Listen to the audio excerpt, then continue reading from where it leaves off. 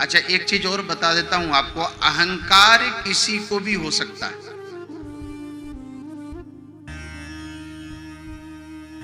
चाहे मानव हैं, चाहे संत हैं, चाहे देवता हैं, किसी को भी अहंकार हो सकता है, चाहे ब्राह्मणों क्यों ना हो। प्रत्येक व्यक्ति के जीवन में अहंकार तो आना चाहिए, देखिए अहंकार हमेशा न रहे। व्यक्ति के जीवन में क्रोध भी आए, उसका स्वागत करो। क्रोध कोई बहुत बुरी चीज नहीं है। बुरी चीज तो जब है जब क्रोध दिन भर 24 घंटे सर पर बैठा है। संत महात्मा कहते हैं कि जीवन में क्रोध आए तो क्रोध को एक नौकर की तरह अपने पास रखिए। जरा ध्यान दे के सुनना, अगर हमें क्रोध आए तो एक नौकर की तरह आना चाहिए हमारे जीवन में। बोले क्यों? बोले कि नौकर को घर में बुलाओ, जब तक काम कराना है कराओ, उसके बाद उसको पैसे देके दक्षिणा देके भेज दो। तो क्रोध का भी समय कुछ क्षण के लिए हमारे जीवन में होना चाहिए। ये नहीं कि 24 घंटे सर पे ही बैठा रहे, किसी को समझे नहीं कुछ। अगर दिन भर क्रोध सर पे बैठे रहेगा तो इस खोपड़ी को भी फटने का डर होता है।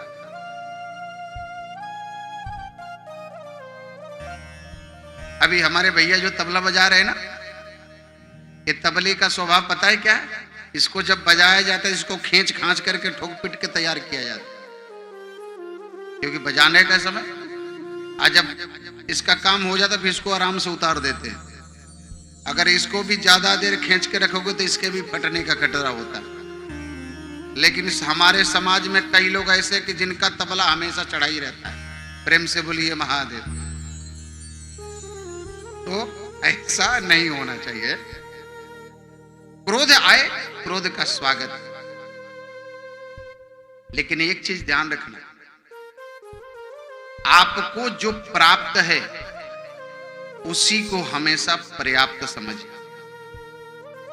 जो भगवान ने आपको दे दिया वही आपका है। जो आपका है नहीं वो आपके पास रहेगा ही नहीं, और जो आपके पास है वो आपका है, जो नहीं है वो आपका है ही नहीं। इस विषय का नाम है संतुष्टि। जीवन में संतोष रखें। आज जब हमारे जीवन में संतोष आ जाएगा तो अहंकार रहेगा। तो अहंकार के लिए हमें क्या करना है पता है? अगर किसी को धन का अहंकार है तो धन की हमेशा शुद्धि करते रहो। किसी को अपने विद्या का अहंकार है कि मैं बहुत बड़ा विद्वान हूं, तो विद्वता के हमेशा शुद्धि करते रहिए। विद्वता की शुद्धि कैसे होगी? अपने से श्रेष्ठ विद्वान के सानिध्य में जाने से। अगर कोई विद्वान व्यक्ति है, अगर उससे भी कोई बड़ा विद्वान आ गया तो वो चुपचाप रहेगा, भैया ये तो इतना बड़ा विद्वान है, मैं क्या बोलूंगा इसके सामने। अगर किसी को धनवान की अहंकार है कि हमारे पास बहुत सारे धन है, तो उसको योग्य पुरुष को दान करके उस धन की शुद्धि करे।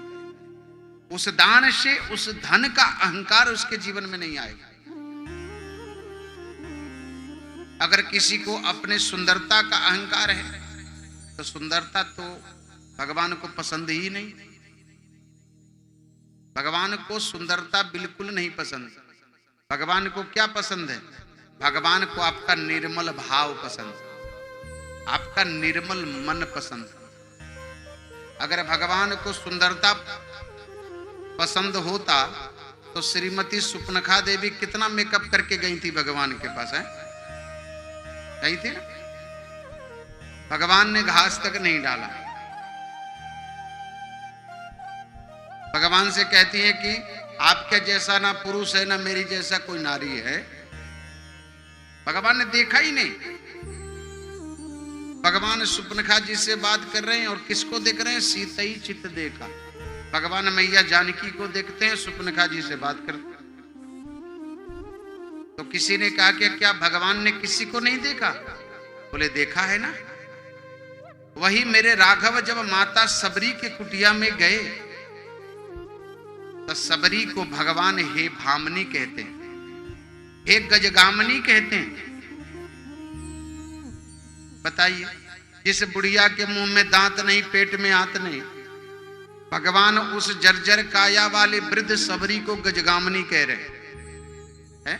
गजगामनी का मतलब को सुंदरता का अंतिम चरम स्थान है। 90 साल 95 साल की बुढ़िया को भगवान गजगामनी कह रहे। भगवान ने कुब्जा को भी बोला था ना कि अरे सुंदरी कहां जा रही है जो 8 जगह से टेढ़ी थी। भगवान स्वरूप के सुंदरता को देखते नहीं। निर्मल मन जन सो मोहि पावा, निर्मल मन जन सो मोहि पावा, निर्मल मन जन सो मोहि पावा, निर्मल मन जन सो मोहि पावा, निर्मल मन जन सो मोहि पावा, मोहि कपट छल छिद्र न भावा, मोहि कपट छल छिद्र न भावा, मोहि कपट छल छिद्र न भावा, निर्मल मन जन सो मोहि पावा, निर्मल मन जन सो मोहि पावा। भगवान को तो निर्मल मन वाले को भगवान मिलते हैं। निर्मल मन भगवान को पसंद है। लेकिन प्रभु माया दुरत्तया, भगवान की माया किसी को भी नहीं छोड़ती। नारद जैसे संत को भी अहंकार हो जाता है कि मैंने काम को जीत लिया। लेकिन प्यारे, अहंकार के बीच में परमात्मा कहीं नहीं टिकती। द्रौपदी को अपने ऊपर बहुत अहंकार था। द्रौपदी को इतना अहंकार था कि पूछो मत। कौरव की कुत्सित सभा में द्रौपदी मन में सोचती है कि जिसके 5 पति बैठे हों, उसका कोई कुछ बिगाड़ सकता है? जिस सभा में भीष्म पितामह बैठे हों, जिस सभा में गुरु द्रोणाचार्य बैठे हों, कृपाचार्य बैठे हों, हमारा क्या कोई बिगाड़ सकता है? लेकिन मौन रह गए। द्रौपदी को अपने ऊपर अहंकार है कि मैं यज्ञ से प्रकट हुई हूं, मैं अपनी रक्षा स्वयं कर सकती हूं। लेकिन जब द्रौपदी अपनी रक्षा नहीं कर पाई, तब भगवान से पुकारती है कि प्रभु, अब तक मुझे अपनी रक्षा करनी थी तो कर ली, अब तुझे रक्षा करना है तो कर ली। द्रौपदी दोनों हाथ करके भगवान को कहती है कि प्रभु